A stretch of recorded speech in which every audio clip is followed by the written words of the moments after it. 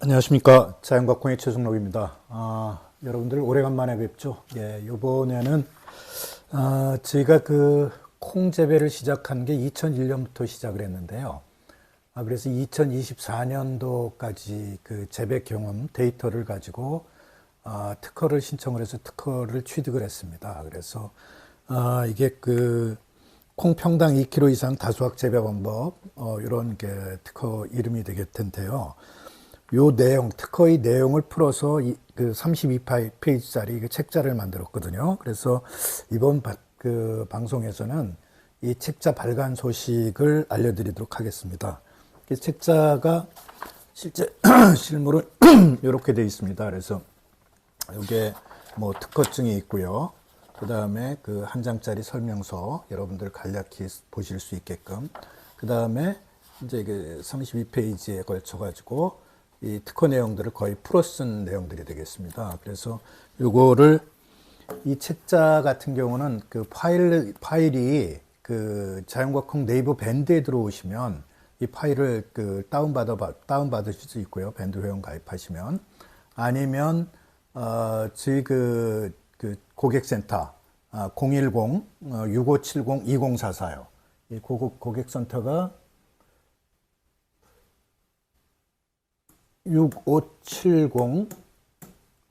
6570-2044입니다. 여기로 연락을 주시면 저희가 문자나 카톡으로 해가지고 보내드릴 수 있습니다.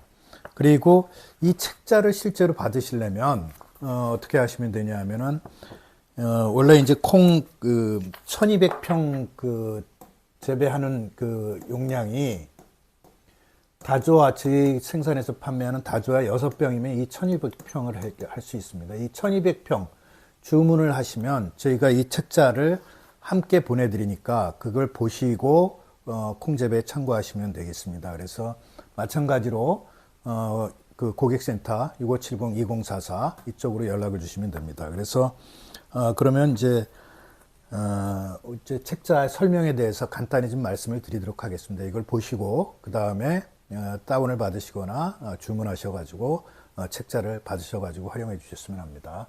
자, 이게 책 제목이 이 콩 재배 설명서고요. 그 다음에 이 특허가 이게 여기 번호가 특허 번호 J10-2729-1805고요. 평당 2kg 이상 생산하는 콩 다수학 재배 방법, 요게 특허 이름이 되겠습니다. 그래서 표지가 이런 경우가 되겠고요.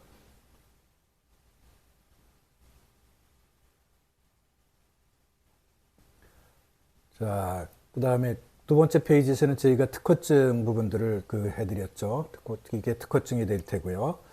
자, 세 번째 페이지에서는 이 32페이지짜리를 한 장짜리로 만들어가지고 저희가 주문하시는 분들한테 제공을 해드리고 있거든요. 그 한 장짜리 권장 재배 설명서 요거를 요약한 거를 여기 게재를 해놨고요. 자, 그 다음에 목차입니다. 그래서 목차에서는 크게 보면 콩이 다른 작물하고 다른 그런 생리적 특성이 뭐가 있느냐 요걸 하는 거 요거 하고 그 다음에 농작물의 최대 수확량을 올리는 방법 이게 이제 이 삼각형 부분들이 있는데 이따가 설명을 좀 드리도록 하겠습니다. 그 다음에 콩 평당 2kg 다수학 방법 구체적으로 우리가 이제 콩이 거의 비슷한 경우가 팥이 있으니까 팥도 아울러서 함께 여기서 말씀을 좀 드리고 있고요. 그 다음에는 이제 다수학 사례입니다. 이 다수학 사례는 실제 영농일지라든가 이런 것들이 다 들어가 있으니까 여러분들이 이걸 그대로 참고하셔도 훨씬 다수학하는 데 도움이 될 수 있게끔 그렇게 해놨습니다. 그 다음에 아까 저희가 이게 콩의 생리적 특성에서 뿌리옥 박테리아 부분들을 말씀을 드리는데 이 뿌리옥 박테리아 특성 및 질소 고정질소 증대 방안 그 다음에 콩 광합성의 원리의 증대 방안 뭐 이런 형태로 쭉 이루어졌다고 보시면 됩니다. 자, 그 다음에 또 반드시 알아둬야 할 콩 기본 재배법이라고 해가지고, 뭐, 세피해라든가, 이게 이제 세피해, 발화할 때 세피해를 어떻게 예방을 하는지, 그 다음에 멧돼지 고래니 피해는 어떻게 예방하는지, 제초는 어떻게 해야 되는지, 북주기, 또 병충해 예방, 관수, 습해 예방, 웃자람 방지하는 재배 기술, 뭐 이런 형태로 실제로 여러분들이 반드시 알아둬야 할 그런 그 기본 재배법에 대해서 설명을 해도록 해놨습니다. 자, 그러면 이제 구체적으로 콩의 생리적 특성이 나오는데요. 콩의 생리적 특성은 뿌리옥박테리아는 질소 공급이라고 하는 게 가장 이 생리적 특성 중에 가장 눈에 띄는 부분들이고요.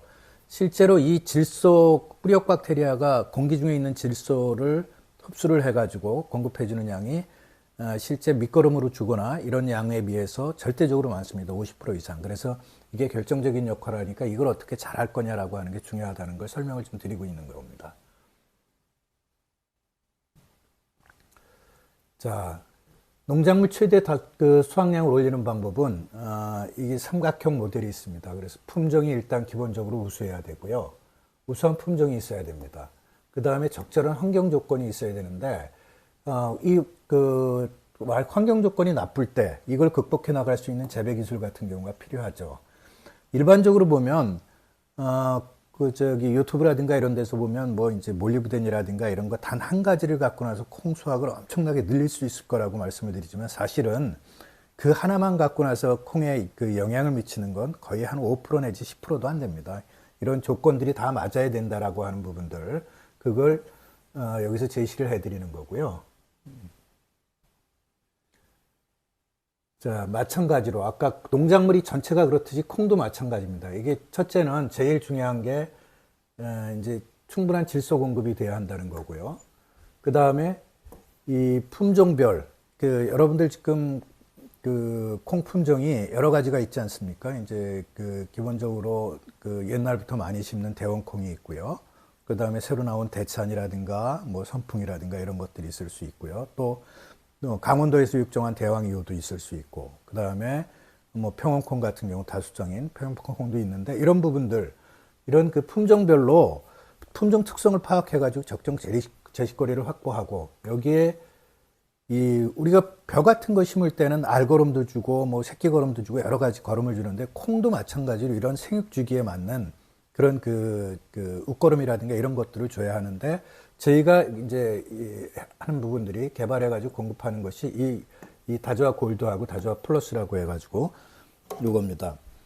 요거를 적절하게 6번 정도 생육기간 중에 이렇게 시비해주는 방법. 요거를 하게 될 경우에 이게 이제 평당 2kg 이상 생산이 가능하다 하는 것이 저희 특허의 내용입니다. 근데 평당 2kg라고 하는 게 적은 것 같지만 우리나라 평균 300병당 2023년도, 24년도 평균 생산량이 209kg입니다. 그러니까 0.7kg가 채 안 되는 거죠. 이것도 그 전에는 한 170 정도밖에 안 됐습니다. 근데 그나마 그동안 이제 대찬이라든가 선풍이라든가 다수적 품종이 개발이 돼서 보급이 되면서 이게 한 30kg 이상 올라온 수준입니다. 그래서 이거에 비교해 보면 한 3배 정도, 3배에 가까운 거니까 사실은 이게 엄청난 수확량에 해당되는 겁니다. 그래서 여러분들이 이게 이 의미나 가치 같은 경우를 충분히 이해를 하시면 좋을 테고요. 자, 그러면 이제 제일 다수확하는데 이 설명을 좀 드리면 첫째가 최대 질소 영양분 공급이지 않습니까? 밑거름을 아무리 뿌리옥박테리아 질소 공급을 많이 한다 하더라도 그게 한계가 있으니까 2kg 정도까지 수확하려면 밑거름을 많이 공급을 해줘야 합니다. 그래서 그 밑거름 공급 방안에 대해서 저희가 제시를 한 거고요.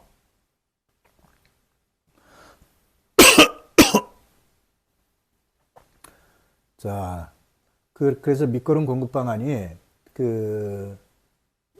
유박비료나 우분 아니면 농협대비 중에서 택일하고 완효성 비료를 하나 기본적으로 시비를 해줘야 하는데 요 시비 방법을 여러분들이 꼭 참고를 하셔가지고 밑거름으로 해주셔야지 2kg이 된다는 얘기입니다. 자, 두 번째로는 이렇게 선풍이나 대찬이나 장풍이나 선유효 이런 식으로 모양들이 보면 선풍은 분지가 상대적으로 많죠. 분지가 짙고요. 장풍 같은 경우는 아예 단지형입니다. 거의 분지가 없이.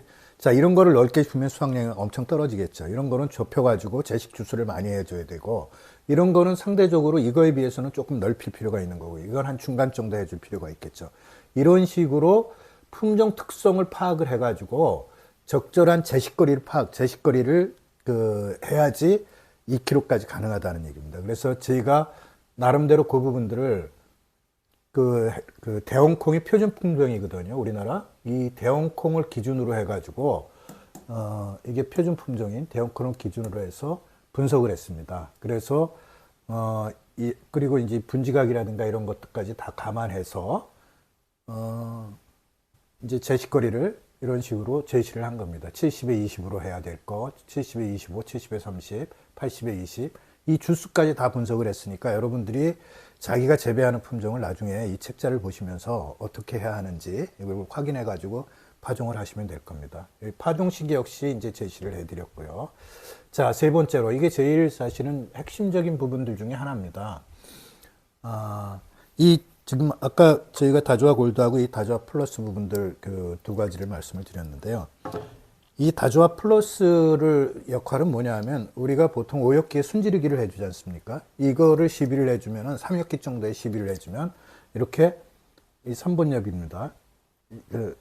요게 초생엽이고요. 그다음에 1번엽, 요게 2번엽, 요게 3번엽인데 요 3번엽이 다 컸을 때 이때 이 다조아 플러스를 시비를 해주면 이렇게 초생엽부터 격가지가 나옵니다. 그래서 이런 효과가 있기 때문에 이 시기를 꼭 격가지 발생 시기, 이 시기에 꼭 해주셔야 하는 겁니다. 이게 만약에 안 하고 관행대로 하게 되면 여기 세 번째, 네 번째 여 마디에서 나와가지고 보통 주당 한 3개에서 4개 정도 분지가 나오는데 이거를 해주게 되면 주당 한 9개에서 10개 정도 분지가 나옵니다. 이 크는 위에까지 원가지만큼 크는 게. 그 다음에 이게 또 마찬가지로 어렸을 때부터 격가지가 나오기 때문에 웃자람 방지 효과들도 큰 거고요. 자, 그래서 이게 플러스를 이렇게 시비를 해야 한다라고 하는 말씀을 드리는 거고요.